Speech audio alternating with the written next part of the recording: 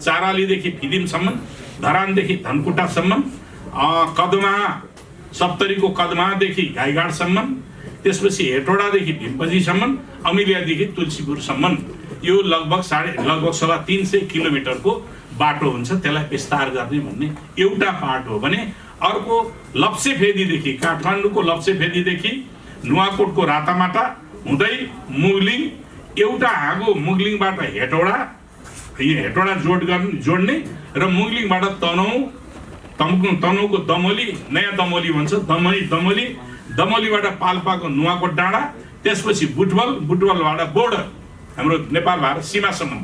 अब बोर्डरबाट गोरखपुरसम्मको यो बुटवलसम्मको 300-7.5 किलोमिटर भनौँ, लगभग 300-7.5 किलोमिटरको बुटवल काठमाडौँको लप्सेफेदीदेखि त्यहाँसम्म 400 किलोभोल्टको, अहिले हामी कहाँ ट्रान्समिसन लाइन 400 किलोभोल्टको छैनन्।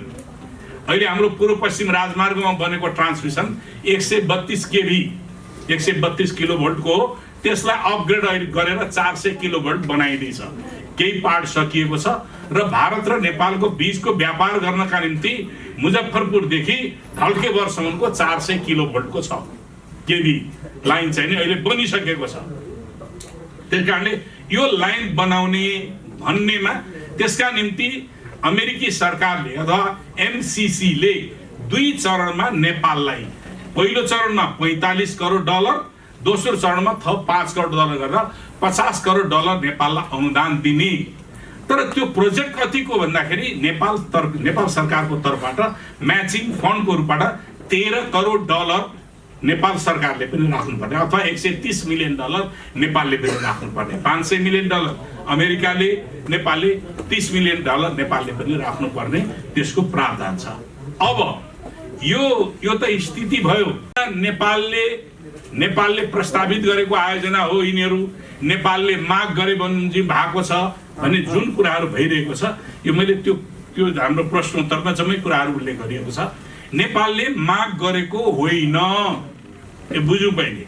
नेपालले किन माग गरेको होइन भन्दाखेरि मैले मेरो कुरा भन्दा उनीहरूकै डकुमेन्टका कुरा गर्छु। मैले आज मेरा कुरा त विश्लेषण मात्रै हो, उनीहरूको डकुमेन्ट। यो ग्रोथ डायग्नोस्टिक रिपोर्ट हो। यो ग्रोथ डायग्नोस्टिक रिपोर्टको मुख्य लक्ष्य के हो भने नेपालको विकास निर्माणमा कहाँ हर्डल, कहाँ अवरोध छ, के अवरोध छ भनेर रिसर्च गर्नका निम्ति सन् 2012 मा नेपाल सरकारले गठन गर्यो, एउटा बोर्ड गठन गर्यो। त्यो बोर्डमा चिरञ्जीवी को चाहिँ नि नेतृत्वमा नेपाल सरकारले एउटा बोर्ड गठन गरेको छ। चिरञ्जीवी नेपाल पहिलेको नेपाल राष्ट्र बैंकको गभर्नर पनि भएका हुन्। उनको नेतृत्वमा 9 जनाको एउटा कमिटी बनाएको छ, अध्ययन कार्यदल भनेर 9 जना। नेपालमा विकास निर्माणका निम्ति अवरोधहरू कहाँ छन् भनेर अध्ययन गर्नका निम्ति यो चाहिँ बनाएको छ। यो अध्ययन कार्यदल बनायो अर्थ मन्त्रालय, त्यसको लियाजो मिनिस्ट्री, समन्वय गर्ने मन्त्रालय अर्थ मन्त्रालय भनेर बनायो। तर यसलाई लिड गर्नका निम्ति, नेतृत्व दिनका निम्ति 8 जना एमसीसी र यूएसएड का प्रतिनिधिहरू छन्। ब्राडले कनिंगम भन्ने एमसीसी को नेतृत्वमा, एमसीसी का उनको नेतृत्व अधिकारीको नेतृत्वमा यो रिपोर्ट तयार भएको छ, जसलाई लिड एजेन्सी अमेरिकी सरकारको तर्फबाट लिड एजेन्सी भनेर यसलाई यहीँनिर उल्लेख गरिएको छ। यो मेरो कुरा होइन, उनीहरूकै कुराहरू। त्यसकारणले गर्दाखेरि अनि यो स्टडी गरिसकेपछि यसले केही रिसर्चहरू, केही चीजहरू पत्ता लगाएछ जुन कुराहरूमा हाम्रो विवाद छैन। त्यसले थप यसको रिसर्च गर्दाखेरि लागेका थप निष्कर्षहरू के हुन् भन्दाखेरि त्यसका फाइन्डिङ भनिन्छ। फाइन्डिङमा नेपालमा विकास नहुनुको कारण राजनैतिक अस्थिरता, यो सत्य हो। अस्थिर सरकार, राजनैतिक अस्थिरताले सरकार पनि अस्थिर बनी, त्यो पनि सही हो। नीति कार्यान्वयनमा अनिश्चितता, त्यो पनि सही हो। श्रम नियमन ऐनमा जडता, त्यो पनि अहिले अन्तर्राष्ट्रिय स्तरमा हेर्दाखेरि हाम्रा स्टेबिलिटी छैन। त्यो कुनैमा के छ, कुनैमा के छ। कानुनी जटिलता, ब्युरोक्रेटिक हर्डलहरू धेरै छन्, यी कानुन देखाएर त्यसलाई गर्ने। सडक खराब र महँगो ढुवानी त्यो पनि सही हो। विद्युत आपूर्तिमा हाई भोल्टेज ट्रान्समिसनको अभाव त्यो पनि सही हो। र अर्को चीज सबभन्दा महत्त्वपूर्ण कुरा गरेको छ भने नेपालमा भ्रष्टाचार छ, यो पनि निष्कर्ष। यी सबै फाइन्डिङहरू ठिक। नेपाल भ्रष्टाचारको हिसाबले कतिौं र्याङ्कमा रहेछ त? 170 देशहरू मध्ये 139औं र्याङ्कमा छ। 70 देशमा पुग्यो त सबभन्दा वर्स्ट हुने भयो। 139 भनेपछि नेपालमा करप्सन कति रहेछ त, कस्तो रहेछ त भन्ने कुरा यसबाट अनुमान हुन्छ। यो उनीहरूले निकालेको फाइन्डिङ्स हो। अब यो फाइन्डिङ्सलाई हल गर्नका निम्ति भनेर नेपाल सरकारलाई उनीहरूले के माग त भन्नु भन्दाखेरि तिमीले अमेरिकी सरकार, यी सबै कुराहरुमा त सम्भव छैन, अमेरिकी सरकारलाई माग गर भनेर यो दुईटा बाटो र ट्रान्समिसन लाइन निर्माण गर्नका निम्ति हामीलाई लगानी देऊ भनेर माग गर्न लगाएको। यो हामीले माग गरेर हाम्रै आवश्यकताले होइन। म यही विद्युत प्राधिकरणमा पुगिरहेको छु। विद्युत प्राधिकरणले उत्पादन गरेको बिजुली अहिले निर्यात गर्नका निम्ति हामीलाई आवश्यकता होइन। हामीलाई कन्ज्युम्सन बढाउने हो। जुन मुलुकमा विद्युत बढी खपत हुन्छ त्यो मुलुक धनी हुन्छ। जुन मुलुकमा विद्युत कम खपत हुन्छ त्यो मुलुकका जनता गरिब हुन्छन्। त्यसकारणले पर क्यापिटा विद्युत कन्ज्युम्सन, विद्युत उपभोग गर्नुको कारण गर्नका निम्ति के गर्नुपर्छ त भन्दाखेरि देशव्यापी रूपमा ट्रान्समिसन लाइन र डिस्ट्रिब्युसन लाइन वितरण गर्ने।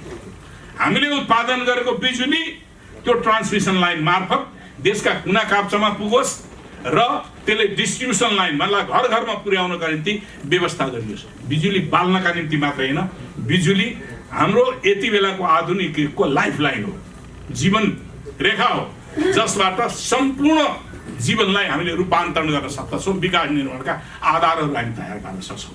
हाम्रो बिजुली अहिले पनि आजभोलि राति 500 मेगावाट स्पिल आउट हुन्छ। आजभोलि 500 मेगावाट दिउँसोमा हुँदैन।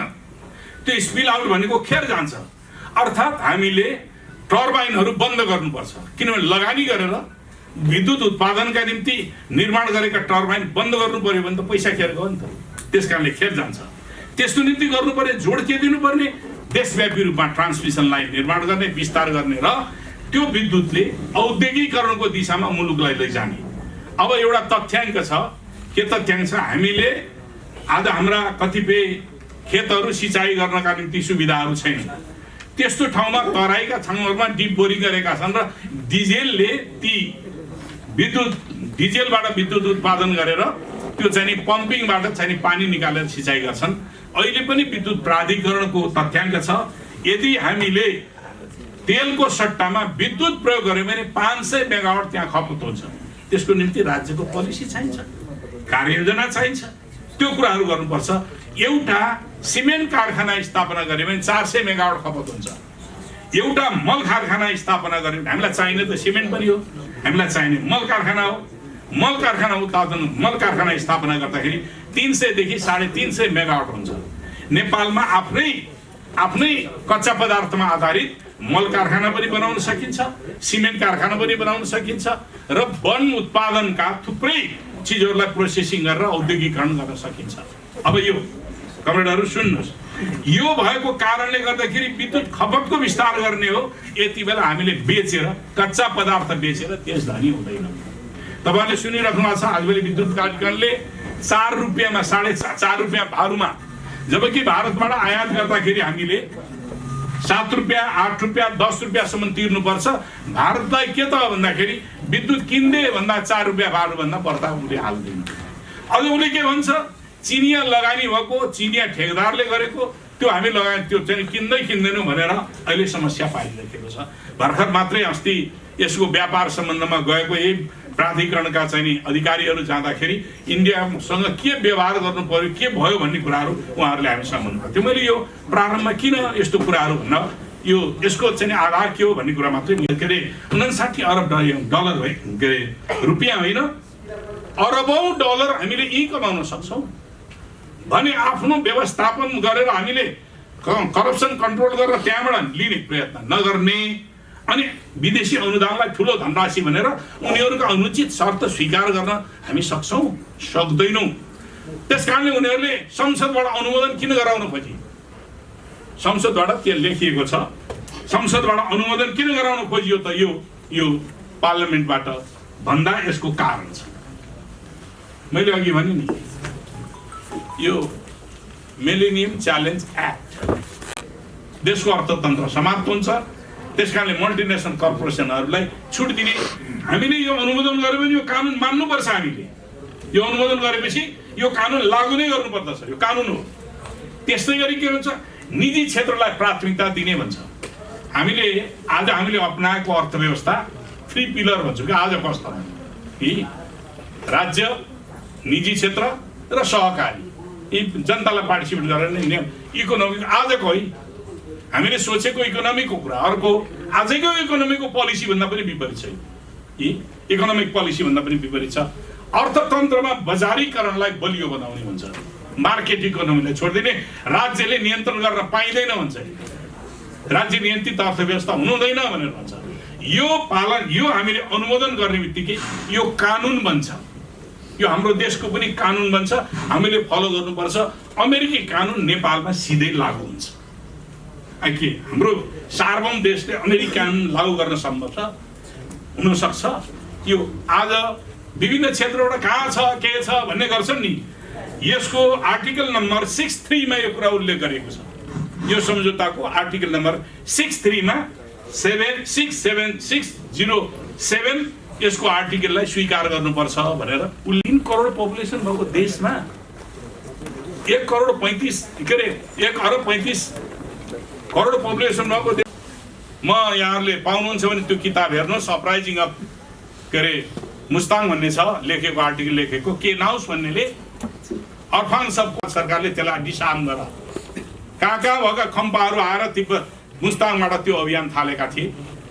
सुरुमा चीनले त्यो अपिल गर्दाखेरि नेपालले अलिकति आनाकानी गर्यो। त्यसपछि उनीहरूले के भने भन्दाखेरि त्यसो भने हामी प्रवेश गर्छौँ, उनीहरूलाई डिसाम गर्छौँ, फर्किन्छौँ भनिसकेपछि नेपाल तत्कालीन श्री 5 को सरकारले आफैले सेना परिचालन गरेर उनीहरूलाई डिसाम गर्यो। कतिपय मारिए, कतिपय भागेर इन्डिया पसेका थिए र तिनीहरूको नेता वाङ लामा दार्चुलामा गएर मारिएका थिए। र तिनीहरूबाट प्राप्त गरेका हतियारहरू टुनी खेलमा 2031 साल फागुनमा प्रदर्शन गरिएको थियो, जसमा इटालियन हतियार र अमेरिकन हतियारहरू थिए। कहाँबाट त्यहाँ पुग्दथे त भन्दाखेरि यही काठमाडौँको सीता पाइलामा एउटा सानो एयरपोर्ट थियो, त्यहाँबाट एयरलिफ्ट गरेर गएका कुराहरू त्यहीँनिर उल्लेख गरिएको छ। त्यसकारणले हाम्रो देशलाई स्ट्राटेजिक सामरिक महत्त्वको प्रयोग गरेर चीन विरोधी घेराबन्दीको रूपमा यसलाई प्रयोग गर्न खोजिएको थियो। एन्टी चाइना इन्सर्कलमेन्ट पोलिसी अन्तर्गत नेपाललाई बेस बनाएर लैजान खोजिएको थियो। त्यो इतिहास हो भने अहिले पनि यो सोफिस्टिकेटेड एम्बेसी बनाउने तपाईँहरूलाई थाहा छ कि छैन? कति थाहा छ? नेपालमा अमेरिकन सेनाहरू छन्। अहिले पनि अमेरिकन सेनाहरू छन् जुन कम्ब्याटमा देखिँदैन। किन चाहियो अमेरिकन सेना? के को लागि आएको? सेनालाई तालिम गर्न। हामीले भन्ने त्यही छ, नेपाली सेनालाई तालिम गरिदिनु जान्थे हो। मुलुकहरूको बिचमा एकअर्काका बिचमा तालिम आदान प्रदान हुने गर्दछ। तर चिनिया सेना आएर त तालिम दिएको छैन। इन्डियन सेना थिए पहिले, बोर्डरै उत्तरी चेकपोस्टमै बसेका थिए।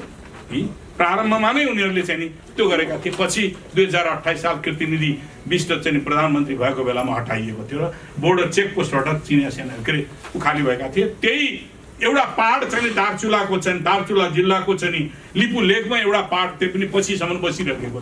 त्यही समस्या अहिले हाम्रा निम्ति त्यहाँनिरको चाहिँ सार्वभौमिकताको अतिक्रमणको समस्या पनि बनिरहेको छ। त्यसैले यो प्रश्न हो।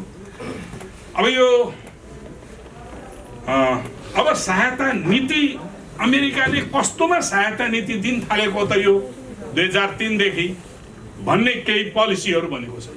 त्यो पोलिसी भनेको 4 प्रकारको वर्गीकरण गरेको देखिन्छ। म उनीहरूकै डकुमेन्टबाटको आधारबाट हो, मेरो विश्लेषण होइन। एउटा के हो भने अमेरिकी गठबन्धनका देशहरूलाई अन्तर्राष्ट्रिय रूपमा सहायता दिने हुन्छ, जस्तो NATO, North Atlantic Treaty Organisation, जस्तो क्वाड्रिलेटरल सेक्युरिटी, त्यसको चाहिँ नि क्वाड्रिलेटरल सेक्युरिटी डायलग भन्ने एउटा संस्था 2007 मा बनेको थियो। त्यो संस्थाले जापान 4वटा मुलुकहरू छन्, जापान, इन्डिया, अस्ट्रेलिया र चाहिँ नि अमेरिका, 4वटा। त्यो अहिले एक्टिभ भएको छ, पहिले निष्क्रिय थियो, अहिले एक्टिभ भएर अस्ति न बैठक सचिव गरेर चीनको विरुद्धमा के गर्न सकिन्छ भनेर उनीहरूले आइपिएस मार्फत अभियान चाल्ने भनेर निर्णय गरेका छन्। भर्खरैको निर्णय हो। त्यस कारणले गर्दाखेरि यो 4वटा देश, 4 प्रकारका देश, एउटा गठबन्धन देश, कि मैले भने नाटो र क्वाड जस्ता मुलुकहरू, दोस्रो रणनैतिक महत्त्वका देशहरू, संसारमा आफ्नो शक्ति वर्चस्व कायम गर्न अमेरिका फर्स्ट भन्ने नीति उनीहरूले बनाएको छन्। उनीहरूको सेक्युरिटी पोलिसीमा छ अमेरिका फर्स्ट, र अमेरिकाको सैन्य शक्तिले संसारलाई गभर्न गर्नुपर्छ भनेर उनीहरूले 3,07,000 फौज त इन्डो पेसिफिकमा राखेका छन्। उनीहरूकै तथ्याङ्क हो यो, मेरो होइन। फेरि 3,07,000 फौजहरू, यो मसँग किताबै यो छ, उनीहरूको पोलिसी हो, पेन्टागनले निकालेको रिपोर्ट हो, यसैमा उल्लेख छ 3,07,000 आइपिएस के अरे इन्डो पेसिफिक स्ट्रेटेजी मुलुकहरूमा चाहिँ राखिएको छ भनेर, इन्डो पेसिफिक रिजनमा राखिएको छ भनेर उनीहरू आफैले भनेका छन्। त्यस कारणले अमेरिकन सुप्रिमेसी कायम गर्नका निम्ति उनीहरूले यो रणनीतिक महत्त्वका देशमा उनीहरूले सहायता, जस्तो इक्जाम्पल इजरायल, इजिप्ट, श्रीलङ्का गर्न खोजी, फिलिपिन्स, मलेसिया, यी यस्ता मुलुकहरू, यी यस्ता मुलुकहरू छन् जो मुलुकहरूमा अमेरिकाले ती मुलुकहरूलाई यो चाहिँ नि सहायता दिने गरे, एमसिसी मार्फत लगानी गर्ने गरेको छ। यही एमसिसी मार्फत। अर्को द्वन्द्वोत्तर त्यो स्ट्रेटेजिक देशहरू भने के त भन्दाखेरि उनीहरू आवागमन गर्नु पर्यो, समुद्री हवाई वा भूमिबाट आवागमन गर्नु पर्यो भने ती भूमिको प्रयोग गर्नुपर्ने भएको कारणले गर्दाखेरि त्यस्ता मुलुकहरूलाई आफ्नो नियन्त्रणमा लिएर चाहिँ उनीहरूले सहायता दिने भन्नु भनिएको। अर्को चौथो द्वन्द्वोत्तर देशहरू, द्वन्द्वबाट बाहिर निस्केका, राष्ट्रिय वा अन्तर्राष्ट्रिय रूपमा द्वन्द्वबाट बाहिर निस्केका देशहरू, ती देशहरूलाई पनि उनीहरूले सहायता दिने, त्यो चाहिँ नि एमसिसी मार्फत लगानी गर्ने भन्ने छ। अब द्वन्द्वोत्तर देशहरू, त्यसमध्येको अर्को चौथो छ गरिब, संसारका गरिब मुलुकहरू, तिनीहरूमा लगानी गर्ने। अब हामी कुन क्राइटेरियामा पर्यो हाम्रो देश? 4वटै क्राइटेरियामा पर्यो। गठबन्धनमा आइपिएसमा हालिसक्यो, इन्डो पेसिफिक स्ट्रेटेजी आइपिएसमा हाम्रो सम्बन्ध छ। आइपिएसका 4वटा उद्देश्य छन्, फन्डामेन्टली 4वटा उद्देश्य। एउटा आइपिएसको सैनिक गठबन्धन, मुख्य सैनिक गठबन्धन। दोस्रो ट्रेड हो, व्यापार। तेस्रो सूचना संवाद हो, के अरे सूचना सम्प्रेष आदान प्रदान हो। चौथो ज्वाइन्ट प्रोटेस्ट, यसका विरुद्धमा पहिलो र चौथो मिल्दोजुल्दो छ। ज्वाइन्ट प्रोटेस्टमा यो आइपिएसका मुलुकहरूमाथि यदि कुनै समस्या आइपर्यो भने त्यसमा संयुक्त रूपले प्रतिवाद गर्ने। त्यसका निम्ति उनीहरूले के भनेका छन् भने दक्षिण पूर्वी एसियामा चिनियाहरूको प्रभाव बढ्यो, उनीहरूको अस्ति वर्षको क्वाडको बैठकले भनेको छ चिनिया प्रभाव बढ्यो, त्यसलाई रोक्नका निम्ति यो आइपिएसका मुलुकहरूलाई सैन्य शक्तिबाट सुदृढ गरेर त्यसको प्रोटेस्टमा जानुपर्छ, प्रतिरोधमा जानुपर्छ भन्ने उनीहरूको यो 4 प्रकारका छन्। अर्को मैले भने अन्तर्राष्ट्रिय सम्झौता हुनै सक्दैन। अन्तर्राष्ट्रिय सम्झौतामा बाइलेटरल, ट्राइलेटरल, मल्टिलेटरल एग्रिमेन्टहरू हुने गर्छन् र अब्लिगेसन हुन्छ नि, दायित्व पनि हुन्छ। बायोलेटरल, कमसे कम बायोलेटरल दायित्व, एकदम के अरे द्विपक्षीय दायित्व हुन्छ, त्रिपक्षीय दायित्व हुन्छ, बहुपक्षीय दायित्व। यसमा युनिलेटरल अब्लिगेसन छ, एकपक्षीय दायित्व नेपालले मात्रै पालन गर्नु पर्यो, अमेरिकाले केही पनि पालन गर्नु पर्यो। त्यस कारणले मैले के भने सुरुमै भने यो अनुदान लेटर अफ एक्सचेन्जबाट मात्रै हुनुपर्ने, सम्झौताबाट होइन। किन अरू कुनै तानिँदैन किन यसलाई भन्नु? त्यो यदि सहायता दिने हो भने त्योभन्दा बाहेक हुँदैन थियो भन्ने कुराहरू मैले भनेको। अब अर्को यहाँ थ्रेसहोल्ड छ, थ्रेसहोल्ड 20वटा थ्रेसहोल्ड भनेको यी मापदण्ड पुरा गरेमा दिने भनेर मापदण्ड, सगार भन्छन् कि त्यसलाई। त्यो पार गर्नका निम्ति 20वटा क्राइटेरियाहरू पुरा गरेर जानुपर्छ भन्ने छ। तर नेपालको हकमा 8वटा मात्रै पुरा भएको छ। सामान्यतया 2/3 थ्रेसहोल्डहरू पुरा भएपछि दिने प्रचलन छ। 2/3 भनेपछि लगभग 14-15वटा पुरा भएपछि मात्रै दिनुपर्ने भन्नेमा उनीहरूले 8वटा कुराहरूलाई ल ओके। करप्सन सबभन्दा बढ्ता उठाएछन् उनीहरूले। यो ग्रोथ डाइनेस्टीमा करप्सनको कुरालाई बढ्ता इम्पोर्टेन्ट दिएछ। जबकि नेपाल 170 देशहरूमा 137 नम्बरमा छ। अनि करप्सन कन्ट्रोल भयो त भएन नि।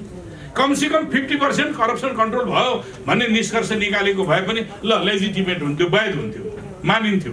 तर करप्सनका दृष्टिले सबभन्दा खत्म भएको छ, खत्म छ। त्यो स्थितिमा उनीहरूले सहायता दिने निर्णय गरे, लगानी गर्ने दिने। अब यो प्रक्रिया 2004बाट सुरु भयो। अरू मुलुकहरूसँग भएका सम्झौताहरू हाम्रा समान त्यही अरू मुलुकहरूमा जे गरिएको थियो त्यही गरियो भने यहाँ नेपालमा तर्क आउँछ। हामी 21औं शताब्दीमा छौँ, हामी 19औं शताब्दी र 20औं शताब्दीमा छैनौँ। 21औं शताब्दीमा रेभोल्युसनले क्रान्ति, हामी त्यसलाई राजनैतिक क्रान्ति भनौँ वा आर्थिक क्रान्ति भनौँ वा सामाजिक क्रान्ति भनौँ, त्यो फेरिएको छ, चेतना फेरिएको छ। के पुरानै आधार मानेर जाने हो भने हामीले 1950 को ट्रिटीलाई किन त्यसलाई चाहिँ नि खारेज गर्नुपर्छ भन्छौँ। त्यसकारणले सहायता अनुदान दिने सम्बन्धमा पनि अन्तर्राष्ट्रिय क्षेत्रमा हाम्रो सह-अस्तित्वको आधारबाट दिने हो। कसैको हस्तक्षेपबाट पुरानै परम्परा जे छ त्यसैलाई मानेर दिने होइन। त्यसको सम्झौता गर्ने सम्झौताकारी पक्षले पनि शर्तहरूको सन्दर्भमा रुसलाई, चीनलाई रिभिजनिस्ट कन्ट्री, हामीले राजनीतिक पदावलीमा रिभिजनिस्ट भनेको संशोधनवादी भन्छौँ, तर उसले भनेको के हो त भन्दाखेरि उसले हाम्रा विरुद्ध विभिन्न खालका षड्यन्त्र गरेर उसले अन्तर्राष्ट्रिय क्षेत्रमा गर्छ भन्ने अर्थमा रिभिजनिस्ट कन्ट्री भनेको। उत्तर कोरियालाई रक स्टेट, राक्षस, दुष्ट देश भनेर उसले उत्तर कोरियालाई भन्छ। अब उत्तर कोरिया रुस र चीनसँग उसको दुश्मनी छ। यहाँ त्यही सम्झौताको एउटा दफाले त्यहाँ उल्लेख गरेको छ, म त्यो कुरा राख्नेछु। त्यस कारणले गर्दाखेरि अमेरिकाका दुश्मन देशहरूसँग अमेरिकासँग राम्रो सम्बन्ध नभएका देशहरूसँग हाम्रो देशले सम्बन्ध राख्न पाउने किन पाउने? त्यो हाम्रो सबरेनिटीको भित्रको कुरा हो किन हो? यो कुराहरू उठेको छ। अनि प्रमोसन, स्टेबिलिटी एन्ड पार्टनरसिप, उनीहरूले स्थिरता र पार्टनरसिप, सहयोगात्मक सम्बन्ध भन्ने एउटा छ। फ्री एन्ड फेयर ट्रेड भन्ने छ। इनर्जी लिङ्केज छ, इनर्जी आदान प्रदान ग। स्ट्रेन्थेन एलिज, यो फेरि अर्को छ, स्ट्रेन्थेन एलिज एन्ड आर्म्स। अब हतियारबन्द गठबन्धनलाई मजबुतीकरण गर्ने, हतियारबन्द गठबन्धनलाई मजबुत बनाउने भन्छ। ग्रोइङ डिफेन्स पार्टनरसिप, रक्षात्मक त्यसलाई चाहिँ नि बलियो बनाउने भनेर उनीहरूको उद्देश्य अब्जेक्टिभमै छ। जब BRI को अब्जेक्टिभ सेक्युरिटी सम्बन्धी कुनै पनि छैन। हामी चीनलाई फेभर गर्नु पर्यो, अमेरिकालाई विरोध गर्नु पर्यो, केही पनि होइन। तर BRI को अब्जेक्टिभ के छ त भन्दाखेरि डिफेन्स सम्बन्धी, सुरक्षा सम्बन्धी केही पनि देखिन्न, केही पनि छैन। खालि economic development, cultural exchange, friendship अनि सेयर्ड फ्युचर, साझा भविष्यको निर्माण गर्ने अगाडि सारेको छ। पिस, शान्तिको कुरा अगाडि सारेको छ। ऊ के भन्छ भने कम्ब्याटिङ कुराहरू अहिले देख्यो भने सबै अनुमोदित हुन्छ। जुन सम्झौता हामीले हेर्नै पाएको छैन कसरी अनुमोदन गर्ने? हेर्नै नपाएको सम्झौता कसरी अनुमोदन हुन्छ? अब त्यस्ता सम्झौतामा एउटा हामीले प्राप्त गरेको सम्झौतामा के भन्छ? एउटा मात्रै छ, एउटा मात्रै कुरा राख्छु म। त्यो के हो भने कुनै विदेशीलाई MCA भन्ने यहाँ एउटा संस्था बनेको छ। MCC सँग भएको संस्थालाई कार्यान्वयन गर्नका निम्ति लाल दरबारमा त्यसको अफिस छ। महिनाको लाखौं रुपियाँ चाहिँ नि भाडा तिरेर बसिरहेको छ। र त्यो भाडा कसको पैसा जान्छ भने नेपाल सरकार, त्यहाँका कर्मचारीहरूको खर्च। अहिले जो 13 करोड डलर छ नि त्यहीबाट खर्च भइरहेको छ। अहिले सुनिन्छ लगभग 11 करोड डलर खर्च भइसक्यो भन्ने कुराहरू सुनिएको छ। कति हो तथ्याङ्क हामीसँग थाहा छैन अहिले। त्यस कारणले त्यसमा के छ? त्यो MCA ले कसको पर्मिसनमा? MCC को पर्मिसनमा यदि कुनै विदेशीलाई एक्सपोर्टका नाममा नेपालमा बोलायो भने, कामदारका नाममा नेपाललाई बोलायो भने त्यो बोलाएको व्यक्ति र उसको परिवारलाई मल्टिपल भिसा दिनुपर्ने छ। मल्टिपल भनेको बहुउद्देशीय भिसा, जुन 5 वर्षको न्यूनतम हुन्छ त्यो दिनुपर्ने अनिवार्य छ। अनि त्यस्तो व्यक्तिलाई बोलाउँदाखेरि नेपाल सरकारले उसको नेसनालिटी के हो भनेर सोध्न पाइने छैन भन्छ, उसको राष्ट्रियता के हो भनेर सोध्न पाइने छैन भन्छ।